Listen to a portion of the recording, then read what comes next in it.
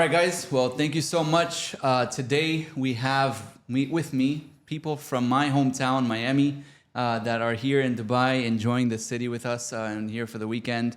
With me, I have Abe, Jay, and Jason. Thank you so much, and welcome to Dubai. Thank you. How for are you having guys us. enjoying your trip so far? It's great, amazing city. Yeah. Or state, city or state. City. Well, City, right? Well, Dubai is considered an emirate. Emirate, just Okay. like we would call a state back in home. Got it. So Okay. the Dubai is an emirate of 7 emirates. So Very nice. Yeah, Beautiful. So it's a state of Dubai, you could say. Well, my third time here. I've been raving about Dubai to Jason for a pretty long time, and finally got him to come out here. Dragged him out here. He did. And I don't like to leave very much home, but I'm very happy. We've been here 2 days. And the one thing I noticed immediately was the energy here. Yeah. And just the aura that just surrounds this place and the people. And it's beautiful. It really is. One thing I always, when I travel back home, I always get this like reaction from people that, oh, you're from Dubai? Like, man, Yeah. I've heard so much about that place, that place is like, they basically think about people from Dubai as if we walk on water here or something. I think almost everyone I told that I was coming on this trip was in shock. Yeah. In shock. They And ask there's- again. Just because They ask a second time. Where? Really? Where are you going? Where? Yeah. Yeah. It's on Yeah. everyone's bucket list there. Yeah, it right? is. And It I is. mean, with so It many is. flights, I mean, if you see, I'm sure you guys had a packed flight, right? Coming in? Yeah. Yeah, Kind and of back, there's daily flights. There's Qatar Airways that comes from Miami to Dubai. You have Emirates, you have Turkish, and many others. You have British, all these others, but direct from Miami, I think at least Emirates is coming. And so that's definitely increased the awareness in Miami. Like before, like they really thought that, man, how do I get there? And now it's become more and more easier to be able to travel here. And you guys came to Qatar, right? Qatar. Yeah. Yes. They have beautiful planes. I remember taking their aircrafts Yeah. when I went to the World Cup. It was really nice. They have a new Q Suite coming out, 2.0. Yeah. They're dropping it 2.0, in yeah? 2026. What is that Q suite? Like a different plane? No, like the Q Suites that we business came on. one, yeah. Oh, they're Those- revamping. They're revamped. They're doing Q Suites 2.0. So it's gonna be bigger probably. I don't know if they're going to be considered like first class or Probably. business. They don't have that Meaning much they're gonna space. have they're gonna have on the same aircraft. They're gonna have 1.0 and 2.0. That's what I thought. I don't know. Okay. I'm not sure. But they said 2.0 is coming soon. Yeah. So that's what I saw. So what I saw on the Emirates flight is that they only have 4 first class spaces. 4. Oh, That was strange. Yeah. No, So I that's guess it's not that big. No. I think that's the way the seats are arranged. Configured. The configuration. One- So it's 1-2-1 for Yeah. each row. I think there's 4 seats in a per row. Per row. There's 2 rows and 4 each. okay. Yeah. Because when I put first class, it showed me only 4, like 4 spaces. That's it. Maybe on the plane that I was looking at, Probably, the one yeah. that was coming. Yeah. And then you saw business, and then you saw coach. So one thing I've always noticed, I mean, I travel frequent enough back from Miami to Dubai, and I always notice that I meet all types of people on the plane. People coming here for tourism, people coming here for business. What brings you guys here? So Jay brought us here. aside from me dragging Jason over here, Jason has, he's kind of worked his way up to doing a lot of real estate down in South Florida. Yeah. I've always been pretty passionate about real estate myself as a side project. So I invested in my first property here. Yeah. So I figured I'd bring Jason out here, let him see it for himself, and see if he wants to throw some shekels at it, as he would say. So As you would say, yeah. Well, this is the best Shadows. place to do it. To shop for real estate is like the candy shop for adults. Yeah. It's a lot of options. You have beachfront. I realize that. You have amenities that you wouldn't probably even find back home. You have like new structures as far as architecture goes and interior design goes that you won't see all over the world like you see here. So definitely the right place to be. and aside from that, it's the business capital of the world as of right now. Yeah. Right. Yeah. Taxes are favorable. Yeah. And it's built on tourism and Yeah. business. So I always look at Dubai. I mean, coming from Miami, I always look at Dubai as the old Miami, right? Like the stomping grounds or the roots of Miami. Like if you look at Miami back in the 80s, it was what Dubai is today, where people from, at least for Dubai, they're coming from all over the world. But for Miami, it was from South America that people were just migrating to be able to find a good quality of life, safety, job opportunity, things like that nature. That's exactly what today's Dubai economy, I think, is thriving on. Yeah. And so seeing and witnessing it for a data from a resident perspective, it's really like deja vu all over again, seeing Amazing. what Dubai is mimicking and what Miami was at one point. But I think overall, Dubai and Miami, it's like day and night also from the perspectives and the long-term vision. If you look at it, Dubai is playing at a much higher level of future planning than Miami ever did, right? Miami never thought about growing their population to 30 million, right? Yeah. If you look at the 2040 vision for Dubai, their plan is to be able to triple their population. And that doesn't happen if you don't have the right leadership and if you don't have that vision. So that's one thing that you'll find over here, that people are very optimistic and people are very, very bought into being part of this whole vision as if it was their own, and then they're executing it. What it looks like to me with Dubai, as soon as I came in, I felt a lot of different places here. Yeah. I said to them, I felt Miami, I felt Vegas, I felt New York, the energy and just how it feels. And it really seems like they took the best of all worlds and all other places and brought it here. Yeah. And which is what it not only we've been hearing about for 25 years since I was in high school, been hearing about Dubai and the growth and the biggest and best of everything, but also been hearing about the diverse place of here. This is the hub of the entire world, and I'm seeing it just a little bit of time that we're here. There's from all different walks of life. They're here, and you don't realize that because 25 years ago when we were in high school, late 90s. Early 2000s, you didn't know and realize what this was going to be or what they wanted it to be, but we're seeing it firsthand. Because unlike then, it's still being built and it's still being changed, but it's here. It's here. When we were here yesterday at the Burj Khalifa, we really understood what this Burj place Khalifa was very impressive because it was built. I mean, it's built. The skyline's there. Everything's there already, and it's still going. It's still being built. It's still being. And Dubai wants to attract the best people from all over the world. Yeah. Right? Isn't that that's what any country around that really is culturally aware, if you will, wants. You want to attract the best from all over the world and have your citizens and your people here have the best standard of living possible. Agreed. That's what all countries, all places in the world would want. And out of anywhere, I'm seeing it here. Yeah. I will say, even though that's been the vision for a while, and Dubai's leadership has done everything in their power to make things. They put all the laws in place in order to actually achieve their goal. Yeah. Because back, from what I remember, back pre-2008, even around 2008, in order to own anything here, you would need someone that was local in order to own it with. Now you can own things without a local, and that makes people feel a lot more secure about owning it. So I read a story about someone that took out a mortgage, and if they lose their job, they get kicked out of the country, right? If they can't be homeless, right? So they left the country, and they have laws here where if you don't pay your mortgage, you can go to jail.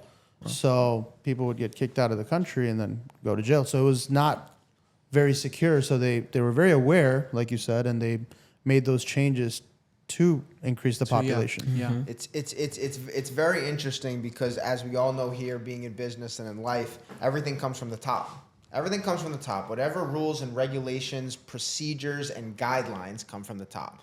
So I've been asking nonstop questions to Jay, the taxi driver, anyone we meet about the government or the leadership, if you will, in Dubai and how that works, because it all comes from that. They have to make decisions that get passed down to not just the people, but everything that goes on in this land to make things either possible or not. Yeah. Right. And it's very difficult because, as we know, in all different places of the world and all different people, there's so many different types of procedures and guidelines, and some work, some don't. And it's got to be tweaked, and it's got to be adjusted, and it's got to be in line with whatever the goals are of this place. And I see a lot of streamlining here that I don't see where we live. Well, I'll say one thing that speaks wonders about the leadership of this country is that you can see Sheikh Mohammed walking the common streets of Dubai and just having lunch and dinner at a casual restaurant, just like you and I would be, and you could literally be sitting at a table, and he could be sitting at the table next to you just having dinner, is because he believes that much in his country that he doesn't need to walk around with tons of like bodyguards or anything like that. You could see him just literally enjoying his city, just like as if it was He was a common citizen. Yeah, He correct. built it like his house. Like he wants to Yes. enjoy his Yeah. house, right? Yeah. So, I mean, amazing. one thing I've always heard is the leadership here runs the country like a business. Yeah. You want to speak on that? Like, how do you feel about that? I definitely, I think one of the things that I learned once I got here is that monarchy with the right leadership is not something that we should, as Americans, think that is against our democracy and our freedom. I think that right there is sometimes more powerful than giving the wrong person power. And one thing here that they did is they made sure that they built a city for its people.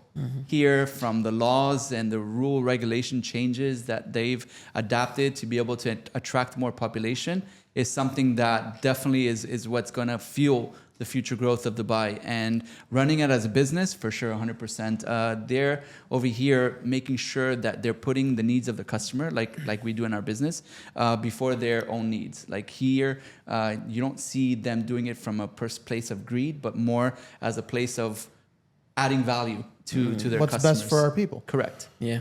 I mean, I agree with what you're saying. Even if it does go against democracy, not to get too political here. Yeah. But honestly, I don't think a lot of things should be up for debate. Yeah. And over here, those things aren't up for debate. Correct. It's either get in line or get out. Yeah. And I think, like you said, with the right leadership, a country ran like that works well. I mean, everything shouldn't be up for debate. Yeah. I'm a man, I'm not a man, I'm not a woman. I mean, those things shouldn't, Correct. And in a lot of respect too, Jay, I agree, because I've lived in South Florida my whole life. I've lived in I'm an American citizen my whole life, and there are a lot of aspects to what we do that are up for debate, that are up for Opinion, right? up for there's a wide lane that you can go. Yeah. And a lot of the countries and one that what I'm seeing here is it's a little bit more narrow, but it also makes it easier to go down. True. It also makes it easier because when you don't have a lot of options and you don't have all these different ways it could be, there's only one way. And as human beings, what I believe in most respect, if you have 2-3 different ways you're trying to go, you're not doing anything. Yeah. If you have one way and one vision and one particular lane that you want to go down, most time you're going to go down and you're going to go down fast. Yeah. And they've made that here from what it looks like and just what it feels like. We're like, this is the way that we're going to do it, and it works. And when something works, you got to do it. And when it's up for interpretation, Yeah. that's really what I'm thinking. When it's up for interpretation, the laws, the rules, the regulations, the policies and procedures, it's up for interpretation. Yeah. You can argue it. You could Yeah. mess with. You could debate it in your own True. mind and try to different change things. it. Justify. think Yeah, about how we everything run our bad companies, or right? We run our companies with our rules and regulations and Yeah. procedures. I'm the president. You don't like it, wrap it up and go, right? I mean, that's how they run this country. That's as simple as that. I use always the analogy. It's something that I've basically built over the course of many years of now being here. That Dubai is like the Apple of phones, and America is like the Android of phones. Yeah. Right? Where you have things that are basically built for ease of human interaction, where you don't have to be a tech expert to be able to learn it, or you don't have to read a book or anything about it, that you just need to basically know that the creators of the phone were creating it with your best interest in mind. And then you have Android that gives you all the freedom to perhaps basically open code or whatever you want to call it, open platform, and then basically maybe at one point probably lock yourself out of your phone. Exactly. Right? It's a good analogy.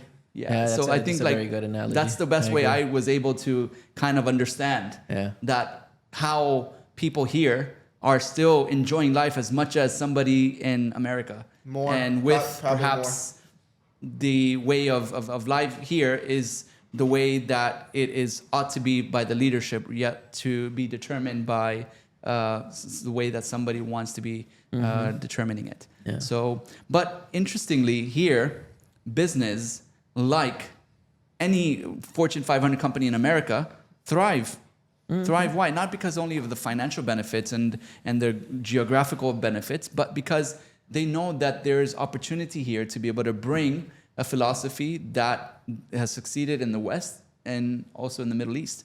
And you will see newer industries come in here and basically make it their headquarters. For instance, cryptocurrency. Cryptocurrency has now made its way into becoming more stronger in the Middle East than anywhere else in the world, and many other industries like that. I know you guys are from the insurance industry. I'm now seeing insurance products.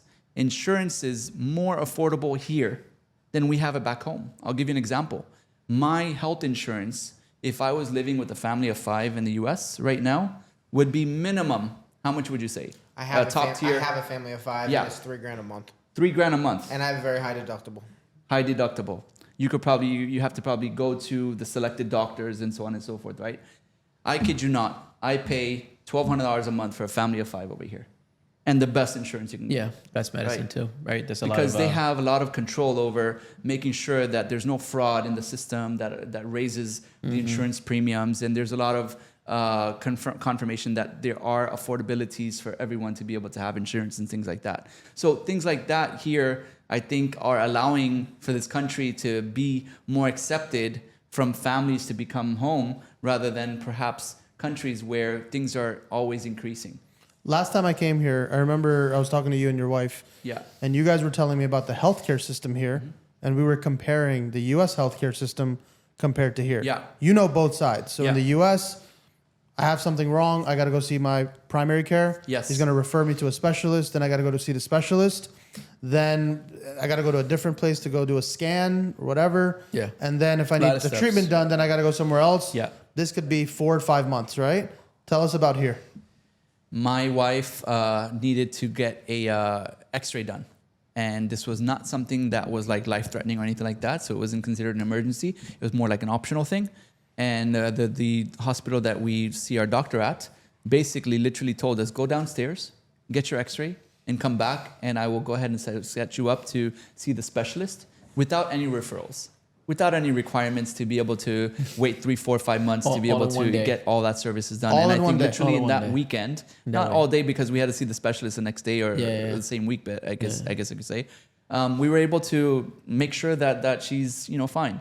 But this was definitely like designed, like I told you about that Apple analogy. It was all designed with the user's experience in mind. Yeah. Right. Yeah. Do you attribute that to maybe healthier choices here, like a healthier living than in the U.S.? Lifestyle in America, definitely, I'll say that when you go to a McDonald's in Dubai, you're not going to see the same size drinks that we get back home. Yeah, And the exactly. drinks are smaller, the portions are smaller, things of that nature. And yes, there is a very active community here. Yes. But yes, you can also go into a part of town where they're eating till 5 in the morning Yeah. and having their usual appetites of all the junk in the world. But Yeah. But I feel like the meat's also like more, it's more fresh. I don't feel as bloated after I Yeah. eat Yes. here. I just Yeah. realized that today too. Did you? yeah. Yeah. So I think, maybe it I is even had a healthier. burger last Yeah. night and I was fine.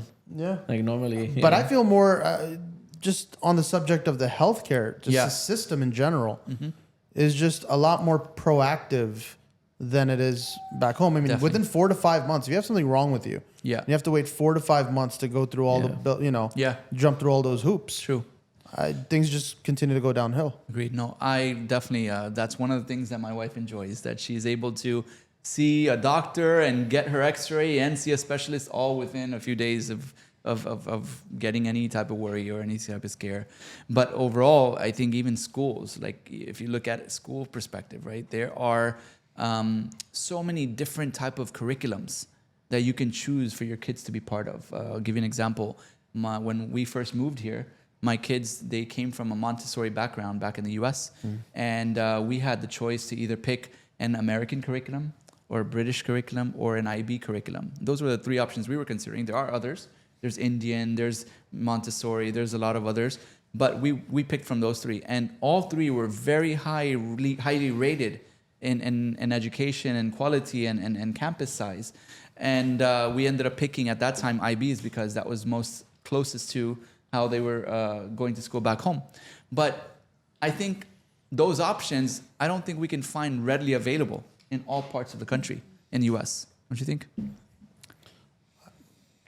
I only understand the schooling system in South Florida. Yeah. I will say, I mean, my daughters are in a Muslim school, so they get both, you know, the English standard education along, Yeah.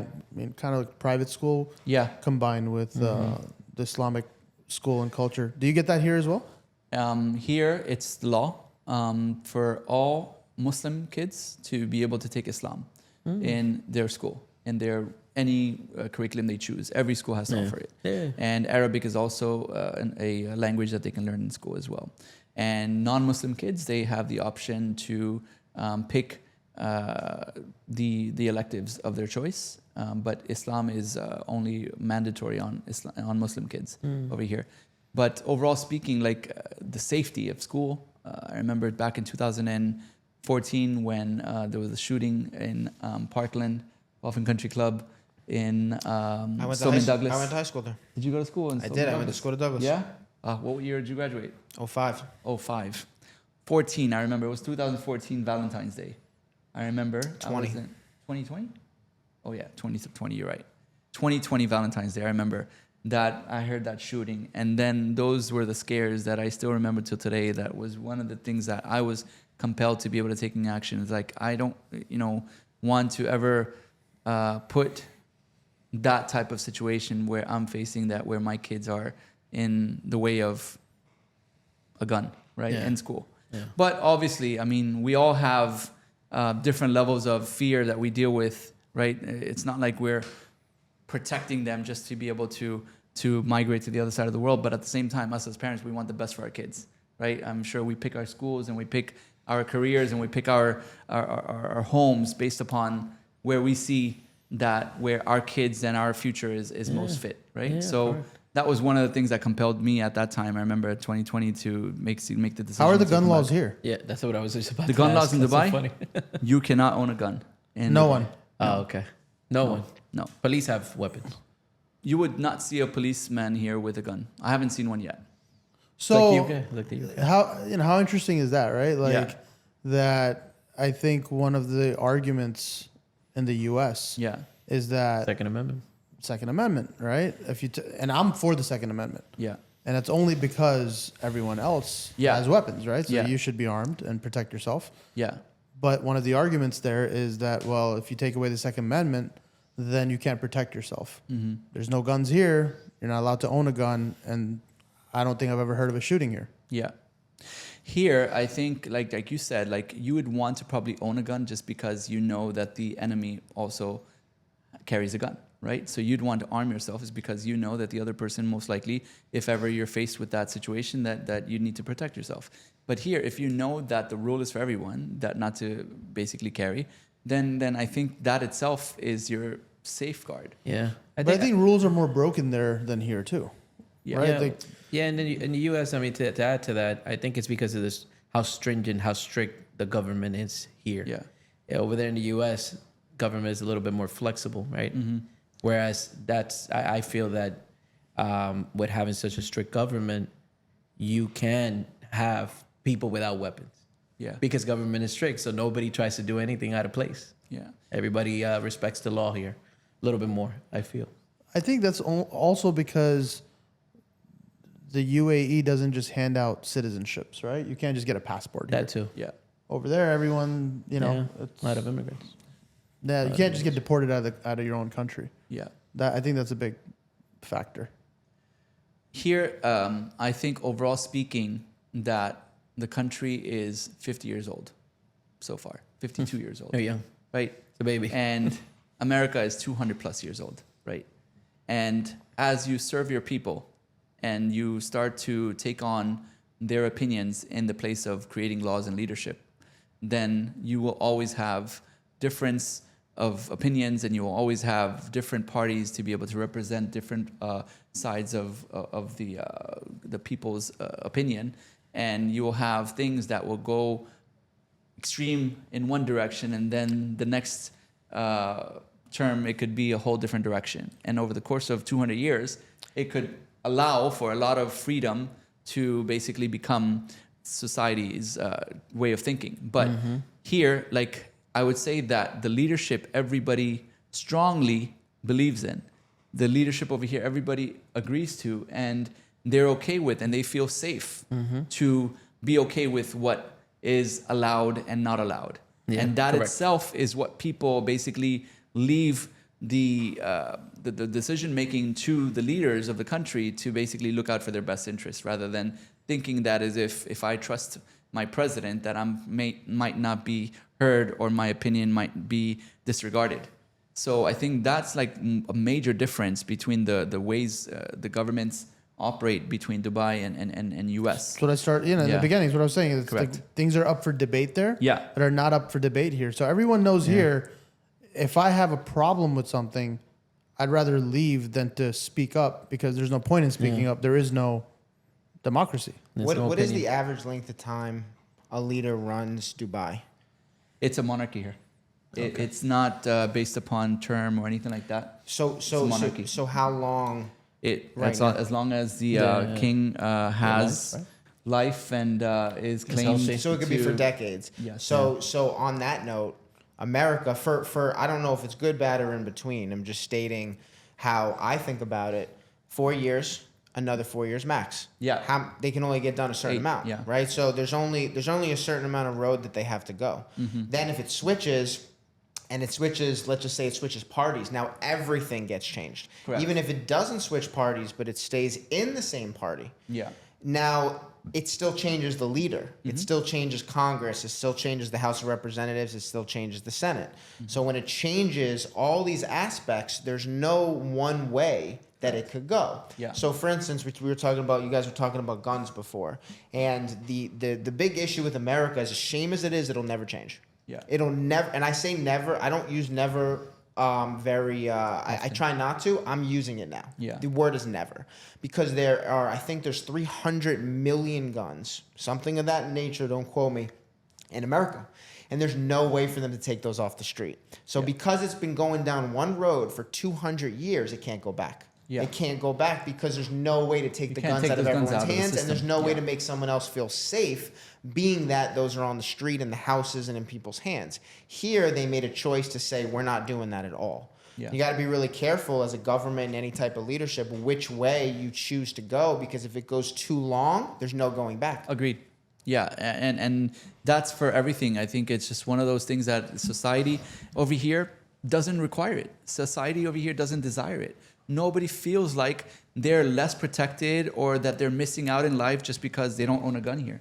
It's not a conversation that we have over dinner or something that we're worried about, that how are we going to ever be able to protect our family or anything like that. Is because the society never expected it, never had it, never, in their generations of their family, I think I've never probably dreamed or even probably had it in their possession. So society here, I think generally speaking here, they're coming from a place of trust instead of fear when it comes to safety, right? Mm-hmm. They trust the government. They trust that their safety is being looked after by the police, no matter how they do it, whether it be with guns or without guns. And they don't come from a place that I am going to be at risk if I don't carry one. Yeah. But that's a great topic that we brought up, is because definitely that's a huge cultural difference between US and UAE. Yeah, like the UK. The UK has very strict gun laws, Yeah. right? But the criminal rate in the UK is a lot higher Yeah. than the one here in the UAE, Yeah. in Dubai specifically. Overall speaking, So- You see, the government, that's what I was talking about earlier. Such a strict government allows for people to be safe and be Yeah. okay.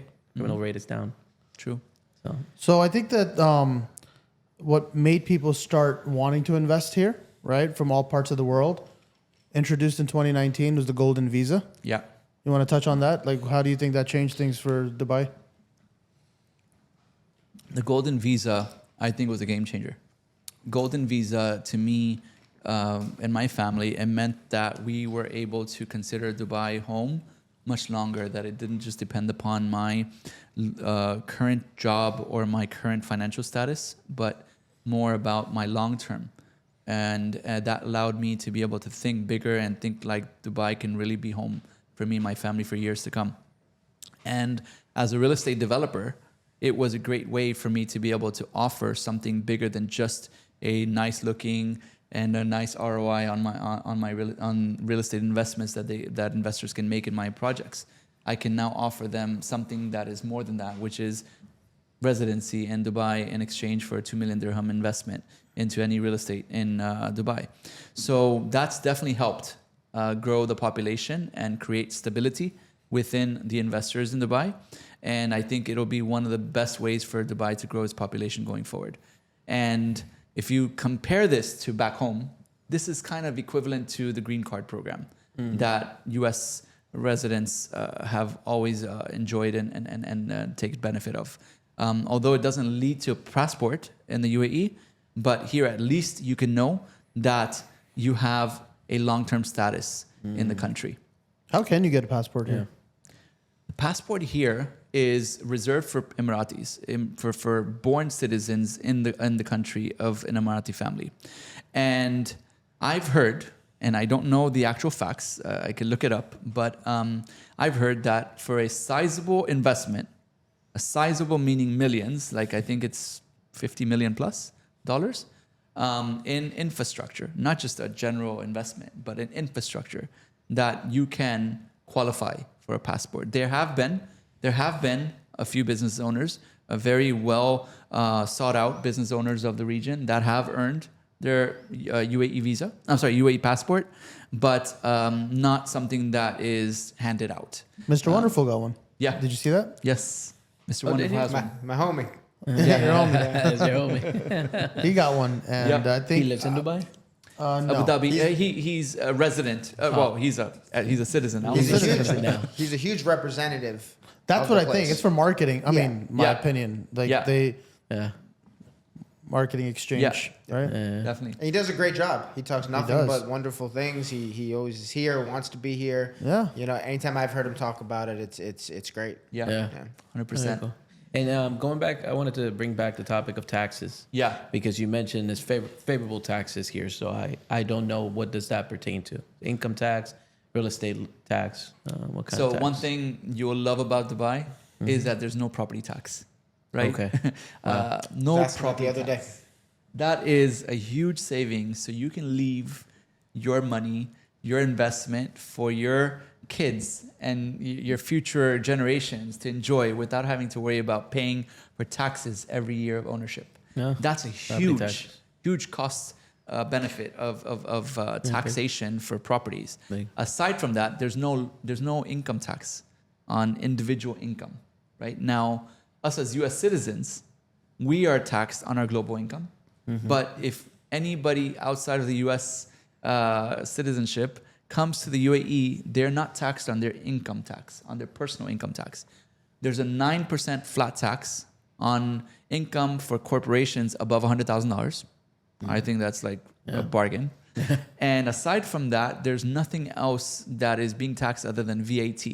VAT, which is 5% value-added tax on all purchases that you make in a shop. It's a sales tax, right? Correct. Sales Yeah, tax. it's like a sales tax. Yeah.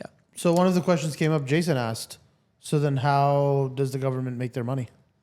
This government has structured their compensation and their affordability and running the country off of fees.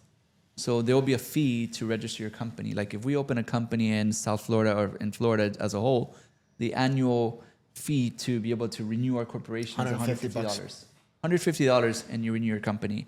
Here, I think the cheapest annual fee for a corporation is around 3,000 dirhams, which is around $800. Okay. So $800 is the least amount that you're going to be paying.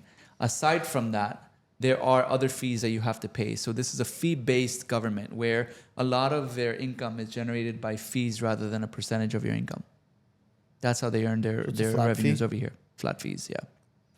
And over here, the government also is very involved in actual commerce, right? They are very involved in actual ownership and party in being part of the actual economy by being a service provider or a person in business of certain economies. So certain industries and certain businesses are restricted for certain companies to only be able to partake in. So government contracting of some natures are not just publicly offered opportunities like they are in the U.S. Here, they're reserved for certain government sectors only. So those are also ways to be able to control qualities and maintain costs and also perhaps income as well. And how about the banking system? How is it here in Dubai? Banking system over here, they have many multinational banks over here. You would find the Citi, the HSBC, the big Morgan Stanleys, and all those names that we're familiar with from the U.S. But aside from that, they have state government regulated. Like the FDIC regulated. There's no FDIC here, but there is government regulated. Central bank is very involved in making sure that people's deposits and people's banking needs are met at a high standard. And so I think that right there is like really how a lot of countries from all over the world feel like Dubai is a good place to be able to keep not only your real estate investments, but also your cash in the bank as well. Your liquidity. Right? Yeah, correct. But you know how FDIC insures, The money. you know, your money. Yeah. How do they insure the money here? Here, the central, there is no FDIC to my knowledge, but here, I'm not sure exactly what threshold the central bank is confirming that is protected or secured. But the central bank, the government, is the one that's basically providing that level of security. Okay. And I'm not sure exactly what that threshold is over here. What I'm saying is we buy the cap rate, you buy the appreciation and fix and flips. Yeah. Yeah, we buy for cap rates. Correct. Cash flows. Yep. All Yeah, cash flow. the single families are good fix and flips, but you know, the commercial and the apartment buildings, those are Cash flows. I don't know if there's a buyer's market there, Jason, but there's definitely a buyer's market in the single family homes Yeah. now. Up until like 6 months ago. 6 months ago, it was still a seller's market. It's kind of changed a little bit. I think the rates have a lot to do with it.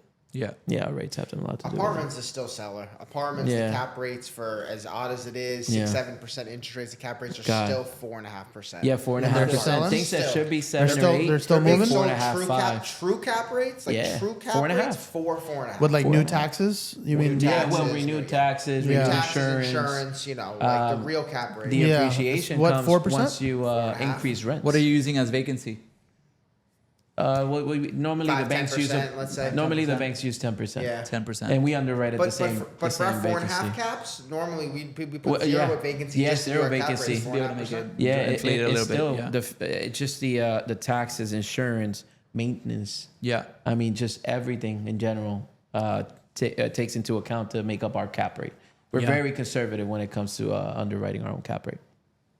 Okay, I'll say that like one of the things over here that allows us to be able to make the cap rates work for us is the cost of insurance is much lower, the cost of taxes being 0, right? And Yeah. then also the construction here, overall speaking, is cheaper than what it is back home.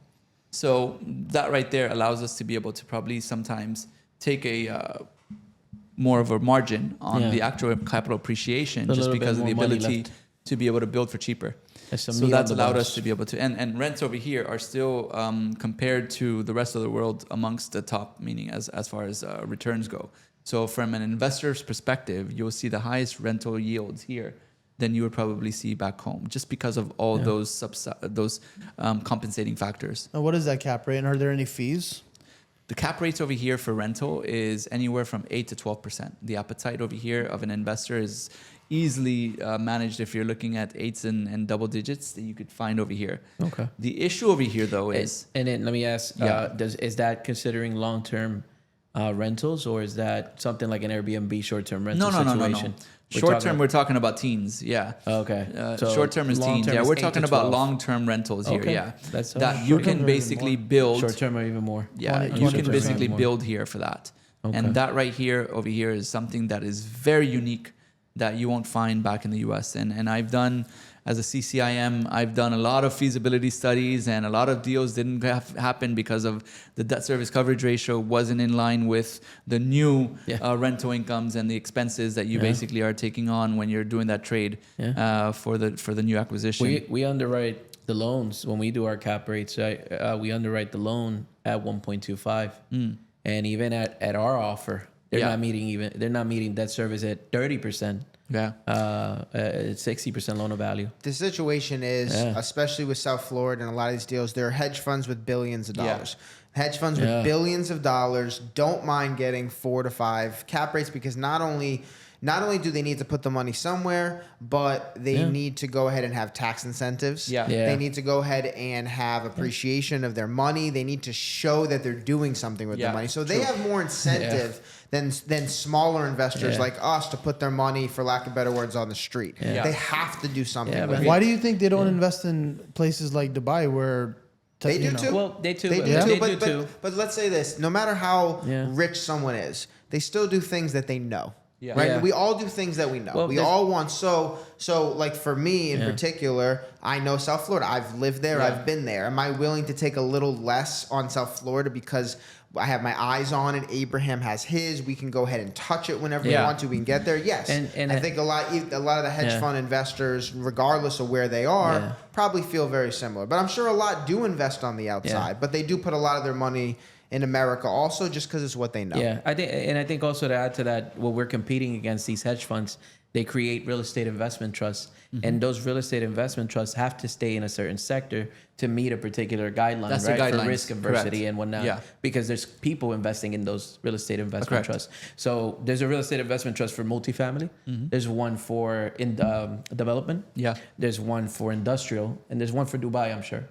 Yeah. You know, so it's like they got to stay within that market. Agreed. And so sometimes they just got to Yeah, pay. that was the parameters that they probably the raised their parameters capital that they on. set up from Yeah. the exactly. Yeah. And And you don't know raise either. capital. I mean, regardless of how much you learn, as an American investing in Dubai, I don't care how progressive and how amazing it is, you're still like what is there I don't understand and don't know? Who could come down the pipeline and say, and it's not just about Dubai, it's about anywhere else in the world too. Someone who knows Dubai, lived to their whole life, they might feel the same way about investing in America. Exactly. That's what real estate really is. It's a tangible asset that people want to like, touch, feel, sleep in, and be able to pass on to their kids. So this is something that is unique and also at the same time could be disadvantageous for being able to attract real estate investors from other markets to be able to come into a different one.